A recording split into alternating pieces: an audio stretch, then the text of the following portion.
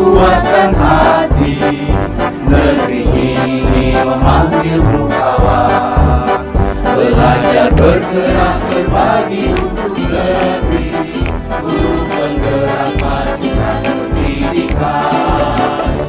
Guru penggerak menghamba pada murid, kreatif rancang pembelajaran. Hargai potensi, tingkatkan prestasi, lahirkan profil pelajar Pancasila. Belajar, bergerak, berbagi untuk negeri, kita menjalin kolaborasi. Belajar, bergerak, berbagi untuk negeri, demi bakti pada Ibu Pertiwi.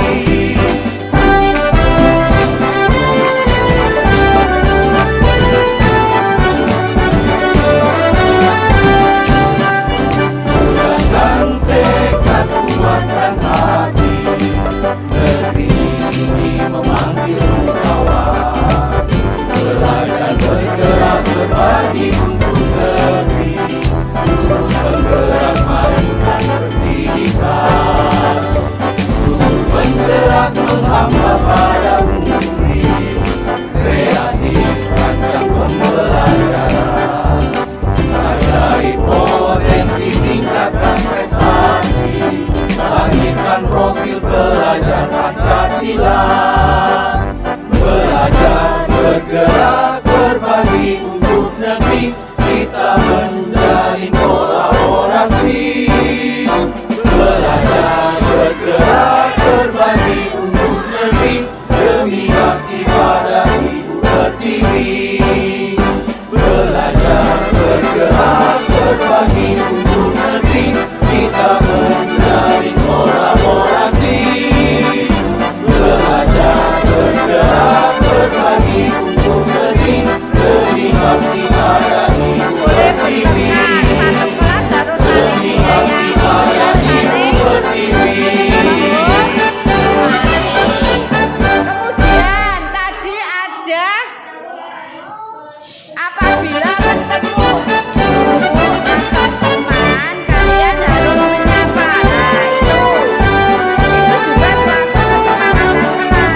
Apabila ketemu bapak atau ibu, kalian harus Kuatkan hati, negeri ini Kemudian, yang dibuat anak-anak belajar, bergerak, berbagi untuk negeri. saling menyayangi sudah tadi, tidak boleh bertengkar dengan teman tadi. Yuk, Penggerak menghamba pada murid, kreatif rancang pembelajaran. hadir tepat waktu Hargai sudah. potensi, Oh ya, tingkatkan prestasi, mengerjakan tugas. lahirkan Apabila profil ada pelajar tugas dari ibu, Pancasila. harus kalian kerja. Belajar, bergerak, berbagi Oke. untuk negeri, kita menjalin kolaborasi. Belajar, bergerak, berbagi untuk negeri, demi bakti pada Ibu Pertiwi. Gunakan tekad, kuatkan hati,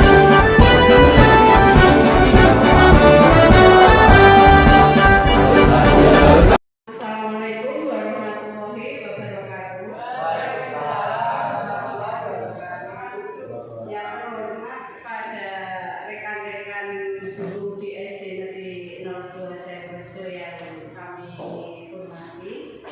Pada siang hari ini saya akan menyampaikan materi dari calon guru penggerak, yaitu sosialisasi modul 1.1 filosofi pendidikan Ki Hajar Dewantara dan modul 1.4 budaya positif.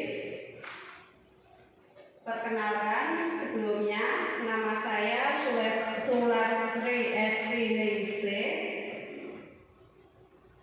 Saya dari SD Negeri 02 Serejo, calon guru penggerak angkatan 4 Kabupaten Kabupaten Karanganyar.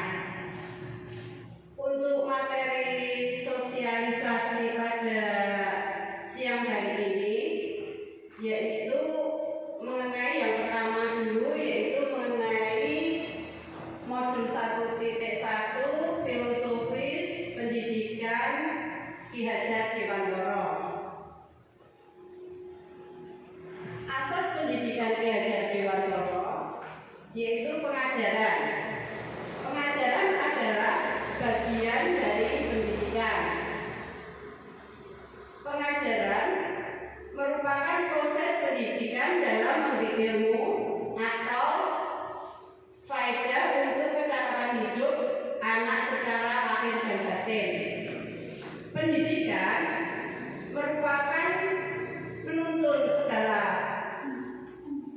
kekuatan kodrat yang dimiliki anak agar dia mampu mencapai keselamatan dan kebahagiaan yang setinggi-tingginya, baik sebagai manusia maupun anggota masyarakat. Di sini pendidikan menurut Ki Hajar Dewantara yaitu menuntun. Sedangkan yang kita lakukan selama ini adalah menuntut. Benar nggak Bu Guru? Bapak Ibu Guru? Ya. Nah, itu seperti biasanya kita semua menuntut anak-anak harus nilainya baik, anak-anak harus mencapai juara ini gitu. Tapi kalau menurut Ki Hajar Dewantara itu pendidikan itu harus menuntun. Jadi kita sebagai guru itu harus menuntun. Kemudian pendidikan dan pengajaran merupakan usaha persiapan dan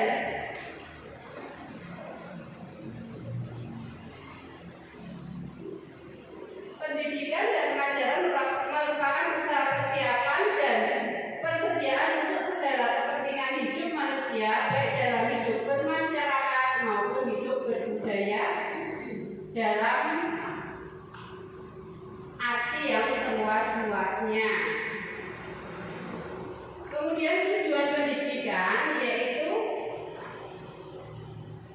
menuntut segala kodrat yang ada pada diri anak untuk mencapai keselamatan dan kebahagiaan yang setinggi-tingginya, baik sebagai manusia maupun sebagai anggota masyarakat. Tugas pendidik, tugas Bapak Ibu Guru yaitu menuntun tumbuhnya kekuatan kodrat yang ada pada anak agar dapat memperbaiki lakunya, bukan dasarnya, hidup dan tumbuh kekuatan kodrat anak. Jadi kita diharapkan untuk menuntun tumbuhnya kekuatan yang ada pada diri anak. Kemudian kodrat tahap tumbuh kembang Wirogo Wiromo dari Ki Hajar Dewantara. Kalau Wirogo itu rogo, indra, imajinasi, bermain. Itu belajar, kemudian mengeksplorasi dan pengalaman, rasa atau pikir. Kemudian Wiromo. Wiromo itu nanti sudah di SD juga sudah mulai, SD, SMP, SMA. Itu tanggung jawab pembiasaan. Kemudian irama, keseharian, jadwal rutin, selaras dengan sesama dan semesta. Kodrat alam dan kodrat zaman. Di sini untuk kodrat alam itu berkaitan dengan beradanya anak itu, anak tersebut, di mana anak tersebut berada. Pembelajaran sesuai kodrat lokal sosial budayanya. Jadi anak itu tumbuh sesuai dari lingkungannya, itu kodrat alam. Sedangkan kodrat zaman yaitu berkaitan dengan Wirogo dan Wiromo tadi. Pendidikan menekankan pada kemampuan anak untuk memiliki keterampilan abad 21.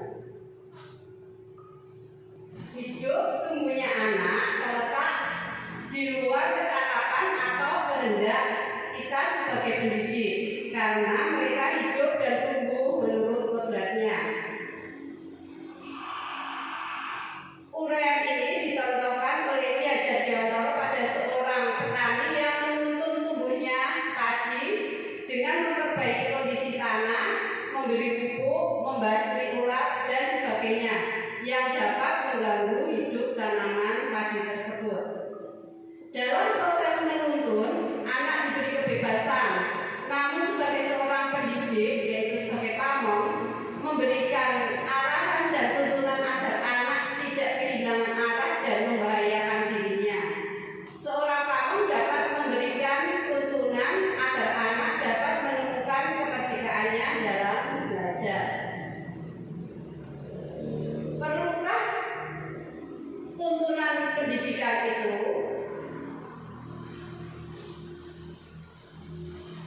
Dasar jiwa anak dan kekuasaan pendidik. Dasar jiwa itu keadaan jiwa yang dibawa oleh anak ketika lahir di dunia ini.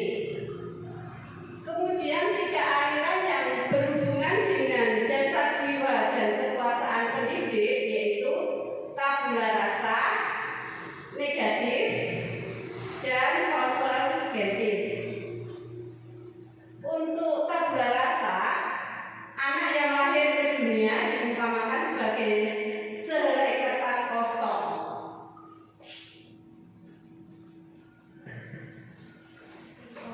Anak yang lahir ke dunia diumpamakan sehelai kertas kosong sehingga kaum pendidik dapat mengisi kertas kosong tersebut menurut kehendaknya. Kemudian yang keempat, pendidikan hanya dapat menolak pengaruh dari luar, sedangkan budi pekerti yang tidak tampak ada di dalam jiwa anak tidak akan diwujudkan.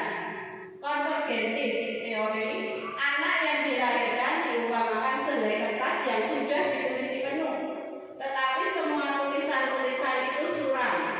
Pendidikan berkewajiban menebalkan segala tulisan yang suram tersebut dan berisi kebaikan agar kelak nampak sebagai budi pekerti yang baik.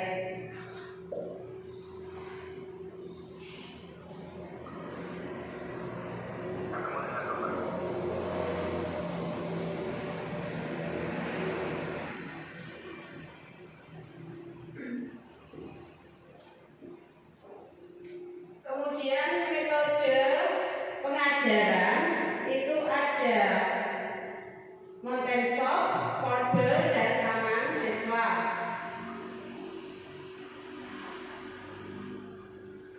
Kemudian yaitu profil pelajar Pancasila. Profil pelajar Pancasila itu ada 7, yaitu yang pertama itu beriman, bertakwa pada Tuhan Yang Maha Esa, dan berakhlak mulia. Kemudian mandiri, bernalar kritis, kreatif, bergotong royong, dan berkebinekaan global. Dari ini adalah dari modul 1.1 filosofis diajar di Wantoro.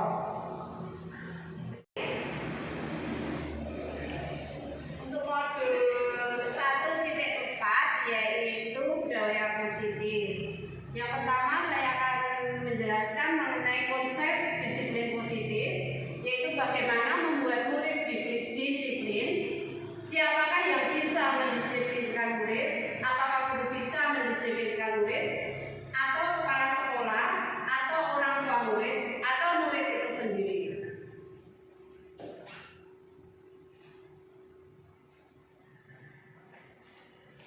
Disiplin itu berasal dari bahasa Latin discipliner, yang artinya belajar. Namun dalam budaya kita, makna kata disiplin telah berubah menjadi sesuatu yang dilakukan seseorang pada orang lain untuk mendapatkan kepatuhan. Kecenderungan umum adalah menghubungkan kata disiplin dengan ketidaknyamanan, bukan dengan apa yang kita hargai atau pencapaian suatu tujuan mulia. Apakah makna disiplin?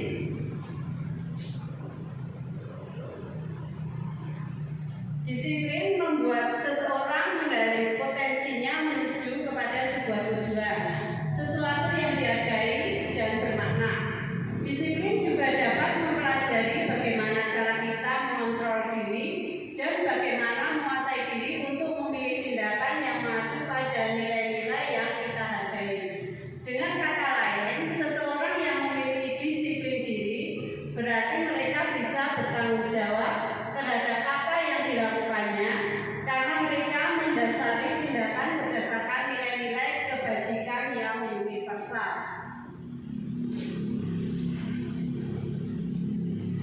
Kemudian ada teori motivasi perilaku manusia.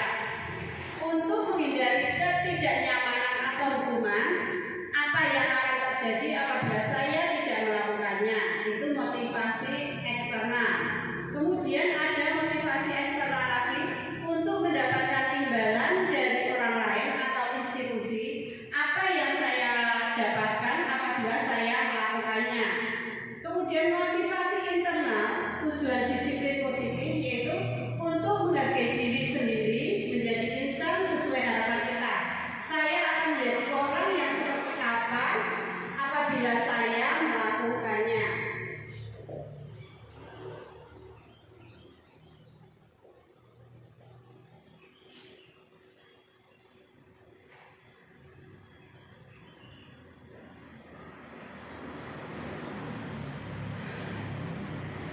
Sebagai seorang pendidik, tujuan kita adalah menanamkan motivasi yang ketiga pada anak-anak kita, yaitu menjadi orang yang mereka inginkan dan menghargai diri sendiri dengan nilai-nilai yang mereka percaya.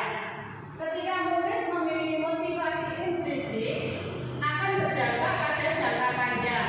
Motivasi yang tidak terpengaruh pada adanya hukuman atau hadiah. Mereka akan tetap berperilaku baik, berlandaskan nilai-nilai kebajikan karena mereka ingin menjunjung tinggi nilai-nilai tersebut.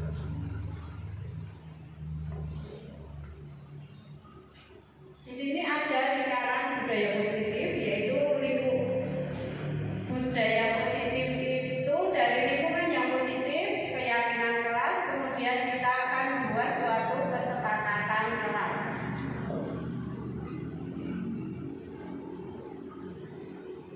Ini contoh dari hukuman dan konsekuensi.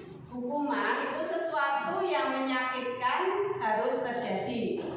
Kemudian kalau konsekuensi, sesuatu harus terjadi. Kemudian hukuman yang kedua yaitu membuat anak sakit fisik maupun hati untuk jangka waktu yang lama. Kemudian konsekuensinya membuat anak merasa tidak nyaman dalam jangka waktu pendek. Kemudian hukuman, anak membenci kedisiplinan, sedangkan konsekuensi, anak menghargai disiplin. Kemudian hukuman itu paksaan, sedangkan konsekuensi itu stimulus tanggapan. Hukuman mendorong anak menyakiti diri sendiri. Kemudian kalau konsekuensinya yaitu mendorong anak agar mudah menyesuaikan diri. Hukuman konsep diri yang buruk, sedangkan konsekuensinya yaitu konsep diri yang baik. Hukuman anak belajar untuk menyembunyikan kesalahan, sedangkan contoh dari konsekuensi yaitu anak belajar untuk mematuhi peraturan. Kemudian yang terakhir yaitu marah, rasa bersalah, dipermalukan, menghargai, merasa tak dihargai. Kemudian konsekuensi, kehilangan hak, dibuat tidak nyaman, terus dia diasingkan untuk sementara waktu atau tempoh. Ini tindakan guru.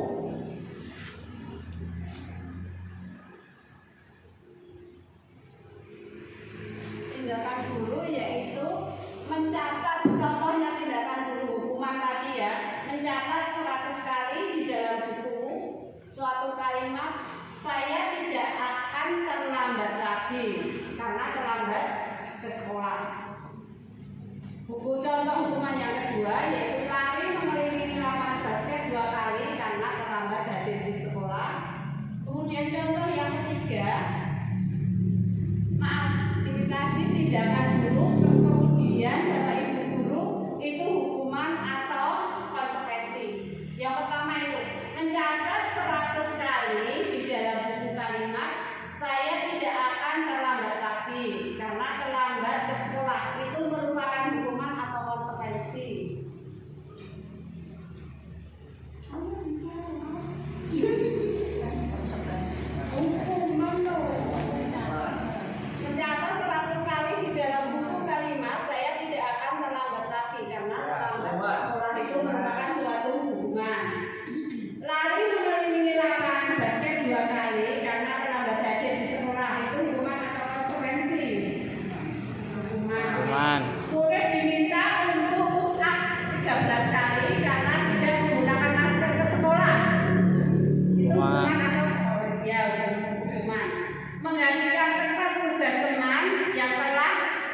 dicoret-coret, itu merupakan konsekuensi. Membersihkan tumpahan air di meja tulis karena tersenggol pada saat belajar, konsekuensi.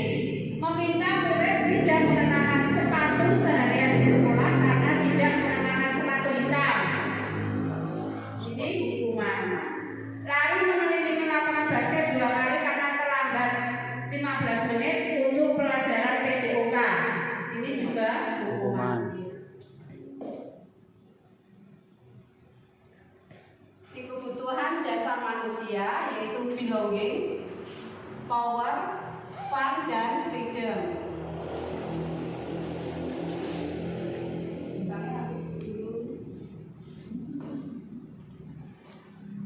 Nah, contohnya ini, ibu guru bilang, aku tidak boleh bersenandung sewaktu mengerjakan tugas. Katanya kelas harus tenang, tidak ada suara. Padahal kan aku suka dan senang bernyanyi. Ini ada kebutuhan. Anak tersebut merupakan kebutuhan dari anak tersebut. Kemudian contoh yang kedua, ibu guru tidak menyapaku hari ini. Padahal aku pakai jepit rambut baru. Yang ketiga, aku bosen, masa belajarnya cuma gitu-gitu aja, dengerin ibu guru aja. Itu suatu kebutuhan dari anak tersebut. Aku sebel, gambarku tidak rapi, malah ibu guru menunjukin ke teman-temanku di depan kelas. Itu ada perasaan dari anak-anak tersebut merupakan perasaan-perasaan ada yang sebel, ada yang senang. Kemudian ini ada 5 posisi kontrol, yaitu membuat orang merasa bersalah. Yang pertama itu penghukum, kedua membuat orang merasa bersalah, ketiga teman, keempat pemantau, yang kelima manajer.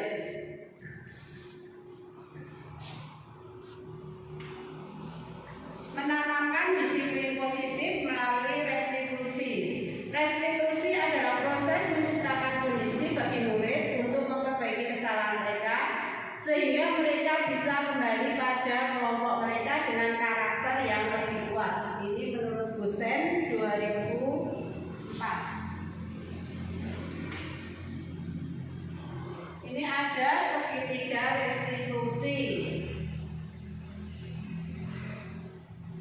Segitiga restitusi itu nanti ada validasi tindakan yang salah, menanyakan validasi tindakan yang salah dulu, kemudian menanyakan keyakinan, kemudian menstabilkan identitas. Kamu tentu punya alasan mengapa melakukan itu. Adalah cara yang lebih efektif untuk mendapatkan apa yang kamu butuhkan. Setiap orang pasti pernah melakukan kesalahan. Nilai-nilai apa yang telah kita sepakati? Kamu ingin menjadi orang yang seperti apa? Karena ini bukan satu-satunya yang pernah melakukan itu. Menstabilkan identitas untuk membuat murid yang merasa gagal karena berbuat salah menjadi positif terhadap dirinya. Guru berkata, berbuat salah itu hal yang manusiawi, tidak ada manusia yang sempurna. Bapak atau ibu juga buat salah. Kita pasti bisa menyelesaikan permasalahan ini. Bapak atau ibu tidak tertarik untuk mencari tahu siapa yang benar, siapa yang salah. Bapak atau ibu lebih tertarik untuk menyelesaikan masalah. Kalau kamu menyalahkan dirimu sendiri terus-menerus, apakah kamu bersikap baik pada dirimu sendiri? Kemudian validasi tindakan yang salah itu membantu murid mengenal basic need, kebutuhan yang diinginkan dipenuhi ketika melakukan kesalahan itu. Pada dasarnya setiap tindakan manusia tujuannya adalah memenuhi baik basic needs atau kebutuhan dasar, apakah itu power, penguasaan, kemudian freedom, kebebasan, love and belonging, diterima, fun kesenangan, atau survival bertahan hidup. Bu Guru berkata, kamu pasti punya alasan mengapa melakukannya. Apa yang penting bagi kamu? Maukah kamu belajar cara lain untuk mendapat yang kamu butuhkan tanpa harus memukul? Kemudian menanyakan keyakinan ketika identitas suatu tercapai dan tingkah laku yang salah telah divalidasi, maka anak akan siap dihubungkan dengan nilai-nilai yang ia percaya dan menjadi orang yang dia inginkan. Pertanyaan, nilai-nilai apa yang telah disepakati? Kamu mau jadi orang yang seperti apa?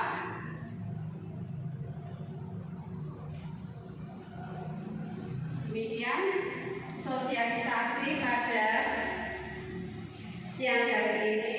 Saya ucapkan terima kasih kepada Bapak Ibu Guru yang telah berkenan meluangkan waktunya pada siang hari ini. Wassalamualaikum warahmatullahi wabarakatuh.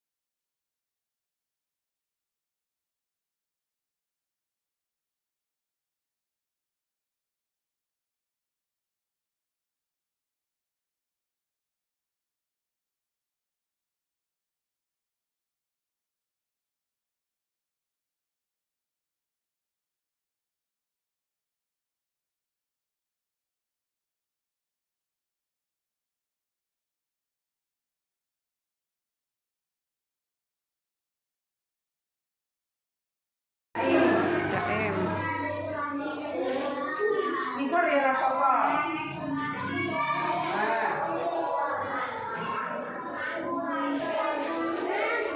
Yo, dari. Halo.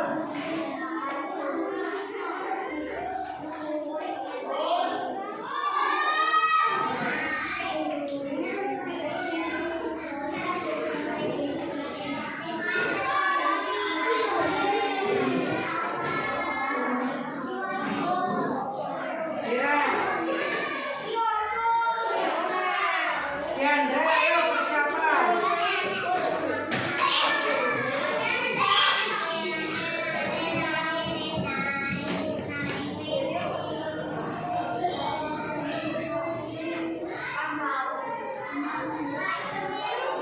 Ayo Diandra.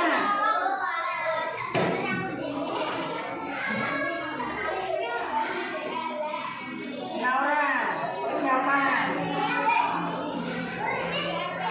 Kose persiapan.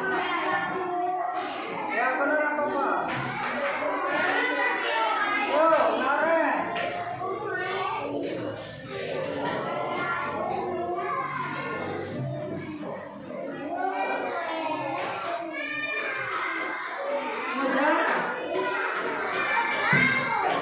Moza.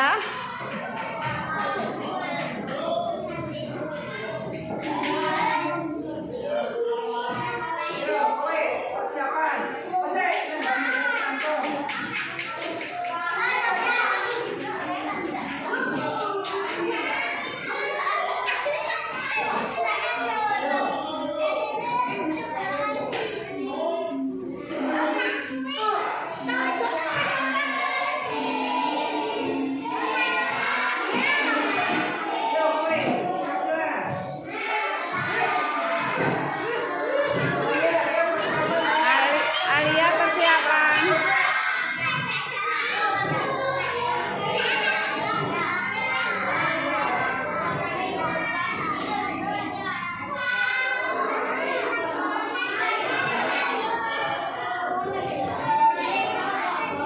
Ya Mbak Alia.